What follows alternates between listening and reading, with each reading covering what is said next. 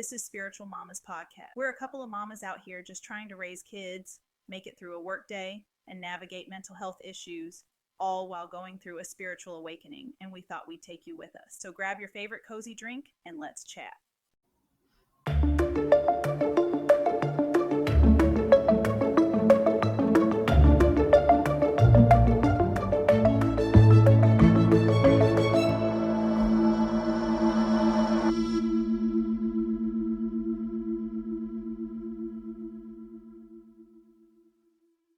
Hello. Hi, welcome back. I'm Aericka. And I'm Kim. And this is Spiritual Mamas Podcast. And today we are going to be talking about the full moon ritual. Yes, we are recording this on the day of the full moon, so it seems fitting to talk about full moon ceremonies and what that means. Definitely. But let's do a check-in first because I feel like last week sucked and I want to make sure we're both okay and in a good headspace. Yeah. Do you want to start? How are you doing today? I'm good. I'm much better than I was last week. Last week, I don't know, super low mood, super low vibrations, but today I'm feeling much better. Good. I got my tattoo partially finished and then added to. So that's super exciting. Yes. Actually had a weird experience while I was doing that. So I was getting it done and I started to kind of like snooze, as one does when they get naturally. And I closed my eyes and I saw red. Like red energy. Yeah. And I don't know if it was coming from me. I don't know if it was coming from the tattoo artist. Like, yeah. Because he's into that kind of stuff. So not that you don't emanate that stuff if you aren't into it. But right. I don't know. Because and red is typically root energy, like the root chakra. Mm-hmm. And I don't really know what it looks like in like aura. Mm-hmm. Can you see auras when your eyes are closed? I don't know. I don't know either. But it was very strange. And I almost said something to him, but then I was like, but is that weird? Mm-hmm. 2, is that appropriate? Because I didn't mean to tap into anybody's energy. Yeah. So it was just kind of weird. Yeah, that is weird. I think it's always a good idea to double check before you just dump that on somebody, regardless of whether or not they're into it, right? Right. So probably a good call to pause there. But it'd be interesting to know if that was something that he was emanating as he was. Yeah. Which would be really, I would imagine it would be really good because if he's grounded while he's working. Yeah, I hope so. Yeah. Yeah, I don't know. It was kind of weird. And yeah, that was my week. Had a good week otherwise. So. Okay. How about you? I am doing well today. It was a little bit of a tough week. I think it was hard to be a mental health therapist this week. Yes. Holding lots of space and trying to just work through, not just for everybody else, but for myself, what was going on this week. But I have gone hard on releasing things every day that do not serve me, that are not for me, and trying to just center myself, really. Yeah. So I think because of that, I'm feeling, at least individually in myself, I am feeling okay today. So that's a good thing. Yeah, that is awesome. By the way, I want to tell you, every single time I see you, your hair has been looking amazing, by the way. Just wanted to say. Thank you. Offhand. This is day 2 hair. So day 2 hair is usually my best day. Really? Yeah. No. Day 1 is usually, it falls a little bit flat. And then day 3 and 4, I put it up. So yeah. We both have curly hair, but hers is much curlier than mine. So thank you. But yeah, it's been looking amazing. And I kept meaning to say that and I didn't. Okay. Well, I appreciate you pointing that out. You're welcome. I'm glad that we're both feeling better today. It's a much different, despite having technical issues. Yeah, I thought it'd be a good idea to get a new mic and not look at it before coming over. Yeah, you just jump right in. And apparently it doesn't connect to my computer. So there you go. Well, if it makes you feel any better, I mean, I didn't think like, oh, there's things that she should probably look at and we should probably do ahead of time. No. Why would we? You know what? I honestly think that the last time we spoke, we were like, okay, we're going to prepare for recording.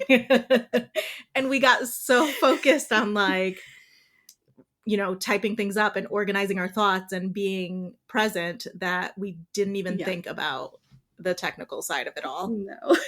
So let's hope this works out. Okay, we just need to get both in line now. We will get there. Bear with us, people. Bear with us. Yes. All right. So should we get into this? Yeah. Do you want to start with like the different moons? Yeah. So I did not know until recently that the moons all have a name. Yeah. And so this is the November moon, and it is called the Beaver moon. And so I looked it up because I was like, this is interesting. What does that mean? Like, why do we have those names? Apparently, it is originally Native American culture. Okay. I just assumed it was world culture. But apparently it originated with that because of the way that they live and like the way of life, and the cycles go much more with the lunar calendar than the sun calendar, or the solar calendar. And so it goes by kind of what's going on in the world in the seasons is the names that you get. And then it actually became really popular in the 1930s when the Maine Almanac published them. Oh. So then it started to be like a mainstream thing. Yeah. So I thought that was kind of cool. So we'll go through it. So January is the wolf moon. Interesting. Yeah. So it's named after the howling of hungry wolves lamenting the scarcity of food in midwinter. The other names are Old Moon and Ice Moon, which makes sense. Yeah. February is the snow moon, which, because it's cold and snowy, typically in North America. It can also be called the storm moon and the hunger moon. Okay. Again, kind of makes sense. Yeah, I'm seeing the theme there. And then March, this one was kind of gross. March is the worm moon. Worm? Worm. Okay. Because it's the last full moon of the winter season, and it was named after the worm trails that would appear in the like thawed ground, like because it's spring. Yeah. The other names were called Chaste Moon, Death Moon, Crust Moon, and Sap Moon. And the Sap Moon because like they tap into the maple trees during that time to get the sap for syrup. And obviously, I think this kind of depends on which tribe in which part of North America that we're talking about. Yeah. Because there's different seasons. Yeah. But April is the pink moon. Okay. And because of the flower, a lot of the flowers that were blooming around that time. Or the sprouting grass moon, the egg moon, and the fish moon. May is the flower moon. Probably can understand what that means. Yeah. The June is the strawberry moon, which I really like. Yeah, that's cute. Yeah, strawberry moon is because we harvested strawberries in June in this area, but the Europeans have dubbed it the rose moon. And some other cultures have named it the hot moon for the beginning of summer season. Okay. July is the buck moon. Because deer are having babies, I guess. Oh, no. Male deer will shed their antlers every year around that time. Okay. And they regrow in July. Okay. And then it's also referred to as the thunder moon because of storms, hay moon, and the July hay harvest moon. The August moon is the sturgeon moon, which is a fish in the lake. In the Great Lakes. Okay. Which is where I grew up. Yeah. Kind of cool. It's a fish in there. So, and they're like really plentiful at that time of year. Also known as the green corn moon and the green moon. Okay. And sometimes the red moon because it's reddish. September is the full corn moon or the harvest moon. Right. That's the one with the autumnal equinox. Yep. October is the hunter's moon. We just had, yep. Yeah, because obviously it makes it brighter for people to go out hunting during that time. November is the beaver moon, which is this month. And that is because they found that beavers were very active during that time and they were building their winter dams during that time. Another name is the frost moon. And December is the cold moon. Okay. So, yeah. All right. That makes a lot of sense. I'm wondering if that's something that would like hold out over time. If like people today were to look at the moon cycles, season cycles, changes that happen with environments and climates and all of that, if they would still, use the same names. That is interesting. I think to a degree, but again, it depends on where you're at in the country. Right. And two, it'd be interesting in like 50 years because of like climate change and stuff. Yeah. Like what that would look like. Yeah. So. Interesting. Yeah. Well, today being November 15th and the beaver moon, I was thinking that we could talk about some full moon ceremonies. This is something that I've always been interested in and I haven't done much of. I will say I've done some of the things that we're going to talk about today, but I haven't like made an entire ritual out of it. So full moons are generally a time of culmination and harvest. So things that you would be doing during the full moon would be reaping that, like manifestations, bringing things into fruition, and letting go of things that don't serve you to make space for whatever comes next. There are new moon rituals that you can do during the new moon cycle, and those are meant for starting something new. Okay. Planting seeds of what is to come. So those are things that you wouldn't necessarily want to do at a time like this during a full moon. So this is like the full moon is kind of the wrap up of the month or whatever? Yeah. Okay. Yeah. It would be, it's right in the middle of the lunar cycle, but it would be the time when whatever you planted during the new moon might be coming to fruition. And so when we're talking about that, it doesn't necessarily make sense with like literally planting something new, but spiritually, if you're starting a new practice, if you're giving it 2 weeks time and letting you see how that comes up for you, you may be much more comfortable with it. And you might see that things are starting to manifest by the time the full moon comes. That makes sense. So there are different things that you can do depending on what your personal goals are. And it allows you to tap into the energy of the full moon at this time of year, or at this time of the month, the lunar cycle.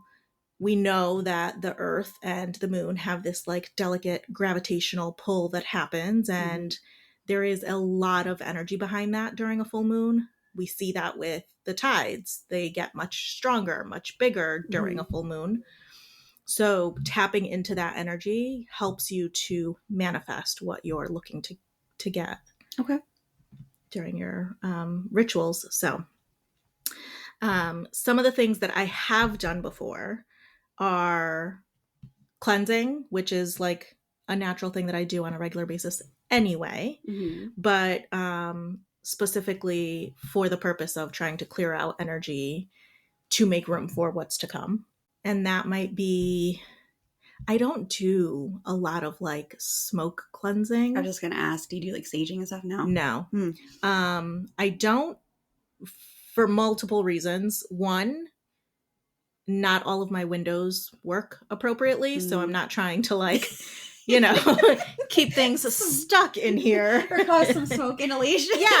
Yes. So that's one. But even more than that, I know that there's a lot of like closed practices when it comes to smudging or smoke rituals. And I haven't done enough research to be comfortable with doing something like that. And a closed ritual is, closed practices are Yeah, closed practices are practices that originated from one specific culture and that are used for specific purposes in that culture. Mm-hmm. And using those practices, so like the one thing I do know is like white sage. Mm-hmm. White sage is a closed practice, and it's originating from indigenous peoples, and they use that practice. From my understanding, it's not even like a cleansing thing. They use it specifically in ceremonies for calling on and or moving around energies, I think. Okay. I could be totally wrong on that. I also know that I've heard that to that, and I think Palo Santo as well, Yeah. that they were persecuted for doing that. Mm-hmm. A lot of cultures were persecuted for using those. Mm-hmm. And then now people are taking the Palo Santo trees and the sage Yeah. from them. Yeah. And it's like, well, it's kind of icky. It's very icky. I do know that some places are really trying to like make sure that the Mm-hmm. Palo Santo is harvested appropriately and the Yep. sage is harvested appropriately. But I agree with you. I don't want to do anything inappropriate. Yeah. And so that's the other side of it, is not just that it's like a cultural thing that, you know, a certain group of people used, but it's also if you're sourcing them unethically, you're taking, you know, tools and products from people that, you know, they use that on a regular basis. Yeah. So I wouldn't want to do that either. So I know that there's like other types of sage that people can use, and there's other things like that. But because I haven't done so much of that, and because I don't really have the space to be, you know, burning down my house, I don't. So I will spiritually cleanse with sound more than anything. I have some bells that I use. Usually I get lots of looks from the people in the house when I do that. But I will use bells. And I also use specific music. And I don't know if I can do it in the way that I'm doing it. I guess maybe that's something that I should do more research on. I know that there's like specific frequencies and things that you can use. I put on music that makes me feel good, and there are 2 specific songs that I use, and I will sing them really loudly. I mean, I think a lot of it really comes down to what your intention is and the energy you're putting into it. Because so if you're putting out that energy that you are cleansing this space and that you are letting go, like you're physically like thinking about and letting go of that energy and not allowing anything else in your space, I think it doesn't really matter how you do it. Yeah. But there are frequencies that supposedly are better for that than others, and we will be doing an episode about that later. But yeah, so those are the ways that I kind of do it now, to try to cleanse the space, and then making moon water and charging my crystals. I'm excited about that. I don't know why, but like just the idea of having moon water. I don't know, I'm excited. So it almost seems too simple. But very much enjoy the practice. I have this big mason jar that I have. So I'll grab the mason jar, clean it out. I'll fill it with some water from our filter. And as you do that, as you fill it with the water, you're stating your intentions right into the water. Just kind of, this is what I'm looking for. I use my moon water mostly to water my plants. Oh, that's a good idea. So in this room alone, I have like 4 different plants, but I have like, I don't know, 50 plants in this house. So when you do the moon water, are you putting, I don't know if you're going to get to this, but are you going to do you put the crystals in it and then put out, like, I don't know, you're going to get to this point. All right, go ahead. That's okay. I don't do that. And there's a reason that I don't do that. But so what I do is like, I will fill the water, I fill the mason jar, I'll speak my intentions into it, and then I put it out overnight. I let it sit out on my back porch under the moonlight. It's right where the moon passes, so it gets to charge all night with that energy. My crystals I do separately. Some crystals can go in water, some can't. Okay. And I don't ever want to break any of my crystals or do anything that's damaging to them. So I will instead put them all in dirt. the dirt that I have in my yard is not the greatest. So usually I'm like taking a plant, putting my crystals in the plant and putting that plant outside. Now that it's getting cold out, I will not be putting my plants outside overnight. So instead, I'll just take some plant dirt that I have. You can also do sea salt. Mm-hmm. You do sea salt, and I didn't realize that some can't go in water, but I heard that sea salt and spring water together, and you put them in there for 24 hours. Okay. But I don't know what, I don't Yeah. I haven't done it that way. But definitely sea salt. You could just put them in the sea salt overnight, and then it kind of cleanses that the energy. I do sage, but most of my sage is more like with other things in it, like juniper or some sort of rosemary or something like that. So I'll sage my crystals if mostly if I'm just going to use them really quickly and need them to be spruced up. Yeah. But yeah, I haven't really done any of the recharging and stuff. I need to. Definitely need to. So what are the intentions that you put into the water? I mean, you don't have to tell specifics, but like... I mean, so because I use it mostly, it's not the only thing that I use it for, but because I mostly use it for the plants, and the plants, when you look at my plants, you can tell how I am doing. If my plants are thriving, I am thriving. Yep. Heard that. Yes. And so I want my plants to thrive. I want them to be doing well. I want, the life that they bring into the home to be palpable. So when I'm setting intentions for the water, I'm usually setting intentions for success, for abundance, for health, for strength, for protection. And I will just let it sit out overnight. And then, like I said, I use it in the plants. Occasionally, I will set the intention for the moon water with the purpose of I'm going to use it for my morning tea or my morning coffee. I have heard that you can drink it. Yeah. That you should drink it, I guess. Yeah. Yeah. I don't always know if I'm going to have tea in the morning. I almost always have coffee, but I don't always have it at home. So if I know for a fact that I will be having it, then I will add that intention in there as well because I'm going to be consuming it. And then the crystals I leave, like I said, in the dirt, and I'll leave those outside too, right next to the moon water, and let it sit out overnight.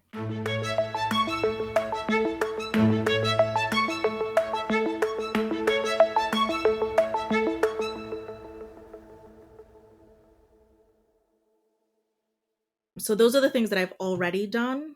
What I would like to add to have a full ceremony is spending time outside grounding, which when I see this like already documented anywhere, it's usually referred to as a moon bath.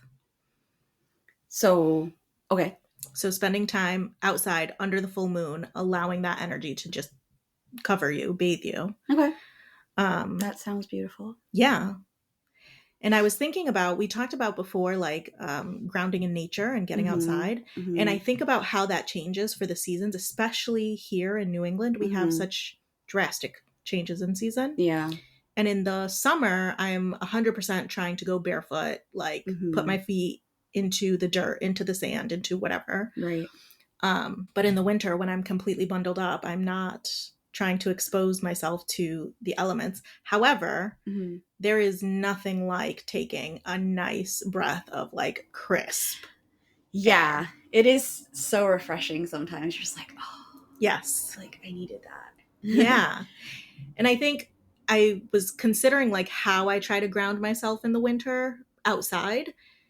And the winter skies that we have are the clearest skies all year.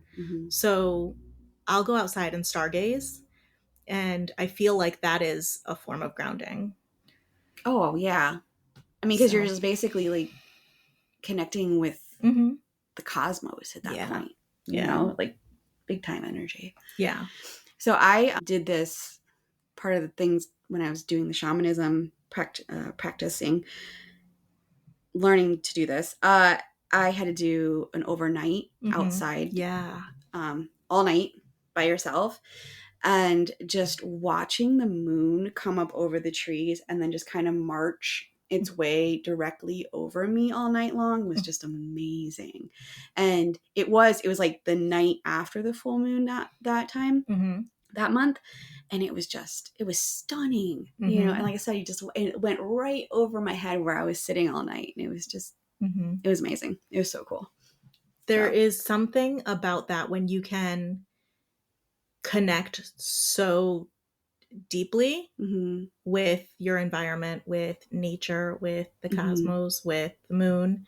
So I'm sure that experience was like unbelievable for you. Oh yeah, it was life-changing for sure. Like crazy. But so I want to try to incorporate that into a full moon ritual. I would love to do a ceremony where I incorporate some sort of grounding, moon bathing, spending time outside under the full moon, building a bonfire, and being able to have I mean, at this time of year, definitely for heat, but there's also serious cleansing properties in fire. Oh yeah. Yeah, definitely. We'll talk about this, but it can be used as a ritual to get rid of things, like let go of things by burning things. It's very cathartic at times to really like just even writing down what you're wanting to let go and then burning it can be really, really amazing. And plus just like I personally, like, you're just sitting there watching a bonfire, just like getting lost in it, the sound, the smell, the flames. Sometimes just kind of going in a little trance sometimes, just sitting there and bonding with the fire. Yeah. I think that's something that can be a very sensual experience. You can have all of your senses engaged in that. So being able to spend some time out grounding, do some moon bathing, have your bonfire, be able to connect in that way. And including like writing down all of the things that you want to let go. It's a full moon ceremony. You want to make space for what is to come. So writing things down that you want to let go and throwing it in the fire, allowing that to remove that from your life. So once you do all that, then what? Like, are you then what? I guess. So you let go, you got your moon water, you bathed, you know, what's next? Like, what's the next thing in the morning? Do you have something else that you should be doing or you would want to do? So for me, the wrapping up of this would be journaling. And I know that we've talked about that. And like, I'm a journaler. It's my go-to. So I think that's how I would kind of want to wrap this up, whether it is that night or the morning after or both, but being able to journal on manifestations, being able to journal on my current state, being able to journal on what I'm making space for and what's to come, and kind of tying that all together. Whatever may come to me during that time, that would be the wrap up. Yeah, I was gonna say I would be interested to see what your dreams were like. Like journal on your dreams. Just having like pen and paper next to you. So if you wake up in the morning, you can write down your dreams and looking back at see if there's anything kind of that jumps out at you from the dreams. Because I feel like, you know, that energy would bring something. Yeah. I tend to have, I don't know if they're more vivid, but I tend to have more active dreams around the full moon. Yeah, absolutely. Yeah. And I'm sure that a lot of people do. So being able to connect that with like a full moon ritual, I think would be an awesome thing to do. Yeah, I typically cannot sleep. And I've had good dreams and I've had some really just off the wall. Like I've had visions. Like it's always, I don't like the full moon usually.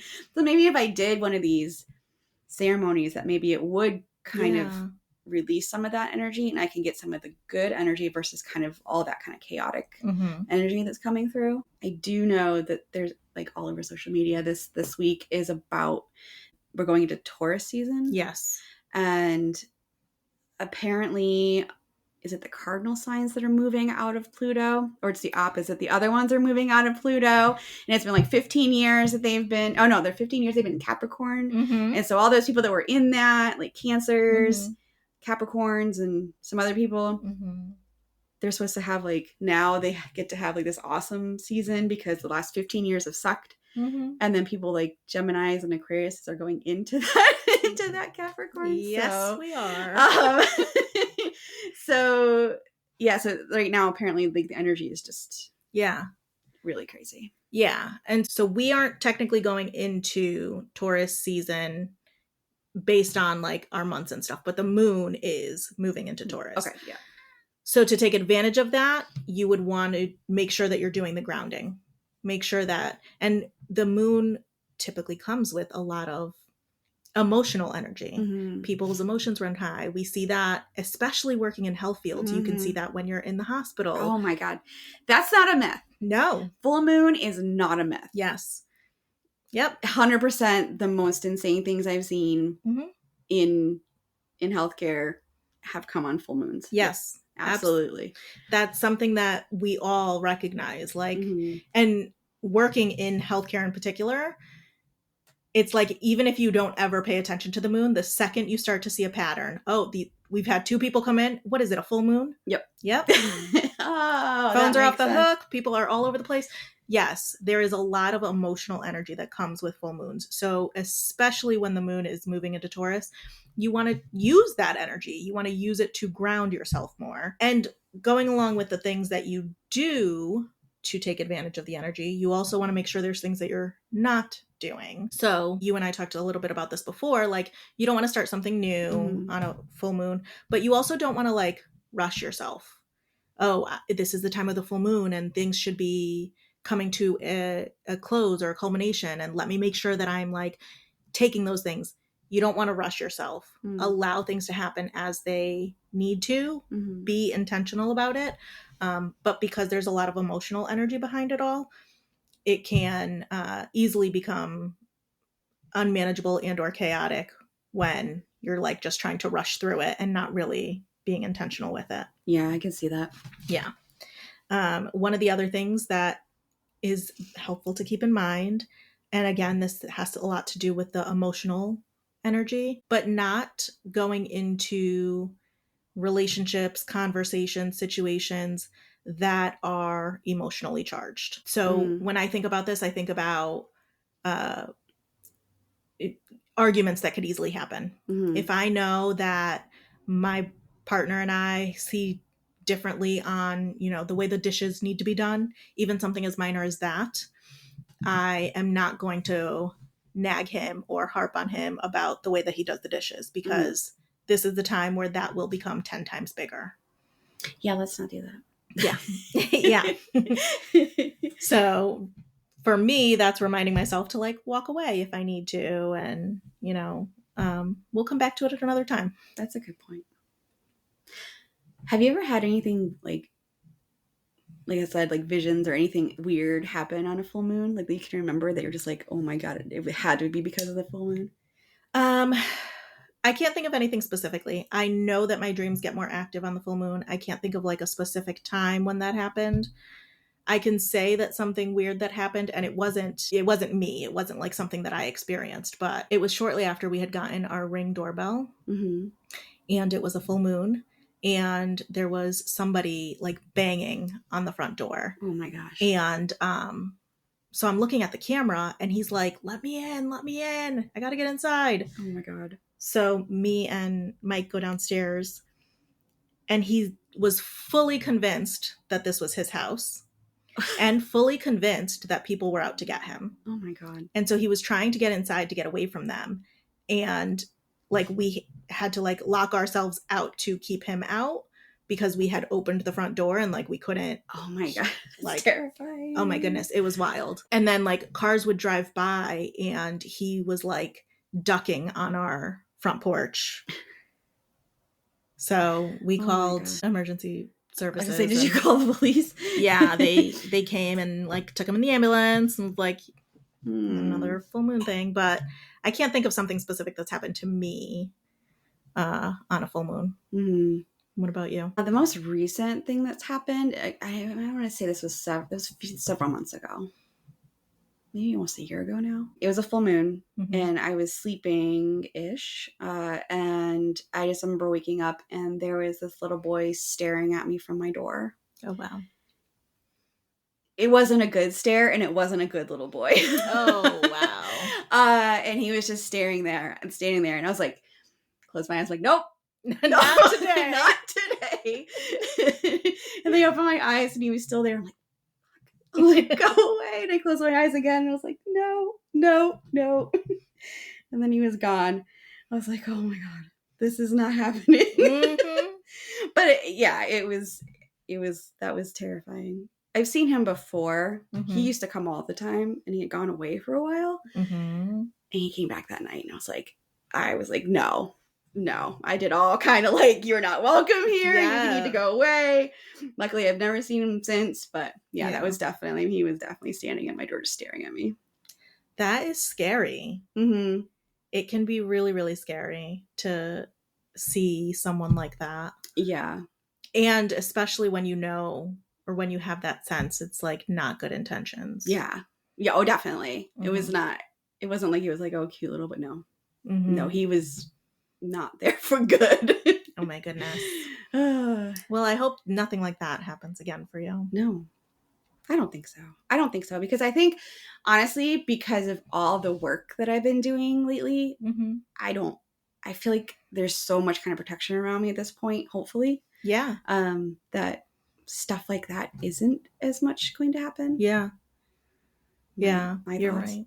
I don't know. That's a whole nother thing, I think. I mean, at some point, I'm sure we'll get into it, but I was having a conversation with someone yesterday, and we were talking about this spiritual journey, and I had like lightly mentioned to her before that I was exploring this spirituality, and but hadn't gotten too deep into it. And so yesterday we had a deeper conversation about like what exactly that entails. And she's like, aren't you scared that like you're going to tap into the wrong thing, or something bad's going to happen, or, you know, whatever?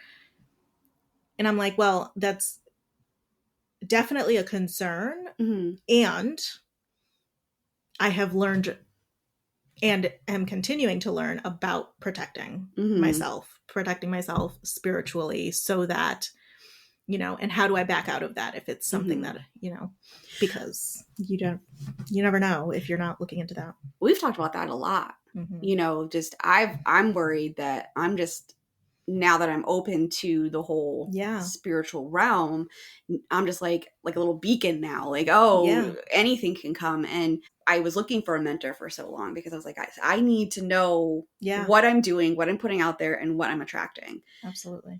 So that's why I got into the shamanism, and I feel much stronger that I am not attracting, if I am knowing what to do about that and knowing how to protect myself from that. I think it's really important because yes, you want your third eye to be open, but you also want to be aware of what you're open to. Right. Yeah. I think that's something that maybe I just haven't heard enough about. Like, I've heard a lot about protection, but what I haven't heard a lot about, and maybe it's just something I need to research more, what I haven't heard a lot about is like what happens when you're open to anything. How can that affect you? So I've heard people's stories that whatever the stories were, is that they'll have negative entities coming to them. Yeah. And sometimes they'll either just be messing with them or they will be there trying to hurt, do something to them, or just hanging around because they can. And I have heard of that. So being able to kind of ward that off. Yeah. I mean, I haven't heard, other than like the insane stories that you hear, like, Amityville Horror and all that stuff. I haven't heard of anybody like being hurt by like a negative energy, but just being kind of affected by that negative energy, and or being kind of pranked by that negative energy and just uncomfortable. Like, but I haven't heard of like being actually hurt by it. I'm sure. I mean, I would imagine that happens sometimes, but even even when it's, this negative entity hanging around or somebody being pranked or feeling uncomfortable or things like that, it can lead to those secondary obstacles. Like now there's extra barriers in your way when you're on your path trying to connect with spirit or trying to reach goals in your day-to-day life or, connect with the people around you. Like it can have this extra layer of complication. I think we talked briefly last time about how if you, at the end of the night, you release energy and say that I, drawing back my own energy to me and that I'm releasing any negative energy and I'm not allowing any negative energy to come to me. I think that plays into a big part of it. I think it depends on what you believe in. I mean, some people don't believe the negative things are out, like entities themselves are out there. I personally believe that there are. I have seen them. I've experienced them. But I don't know where it's going with that. I really don't know where it's going with that. Okay. But anyway, maybe it'll come back to you. It'll come back to me. Yeah. I mean, there's definitely different beliefs, different ideologies and thought processes of what is out there and how you should be practicing. But that's also part of the reason why we're doing this is like, this is our journey and we're learning and let's figure out what that all means. Let's unpack it together. So yeah, because we're literally learning as we go here. Yeah. But I kind of just wanted to say, so this full moon ritual and all of this stuff is going to lead to our next episode, which is going to be about vibration. Yes. And so after our last episode, I kind of went down a rabbit hole about vibration and why we care. So this is going to tie into it. And part of the thing is that to raise your vibration, you need to kind of connect more with yourself and to let go of negativity. So this is going to be kind of the start of that. Yeah. And then next episode, we're going to go into why we care about vibration and how to work with it. And it's going to kind of kick off a little series. So yeah, super excited about that. I am very excited about that too. I think there's so much like good information, and in exploring vibration, it's going to help to increase your vibration, my vibration. So hopefully everyone who's listening is ready for that and can come along. We're going to learn what a buzzword means because you always hear about vibration. Yes. Let's learn what these buzzwords mean. Yes, absolutely. But yeah, so I think that was pretty good. I think that was good. Yeah, I think so too. I'm going to throw this out there and maybe we'll never speak about it again. But because this is like new for us and this like doing full moon ceremonies in this way, if at any point if anybody was ever interested in like doing one together, like a live one, that would be amazing. Like actually at the full moon, like at midnight. Yeah. How cool would that be? Yeah. I'm down. Okay. So maybe that's something that we plan for at some point in the future. Like, let's all get together and do a ceremony. I am down. Cool. All right. Well, I think we'll call this one. And please, like I always say, like us, rate us, follow us. We're on all the channels. We're doing this weekly. We're just out here trying to have some fun, learn some stuff. So if you have any questions or you want us to cover something and we'll try to figure it out, you can message us on Spotify has comments. I think YouTube has comments. So yeah. So I guess until next time, we'll see you later. Bye. Bye.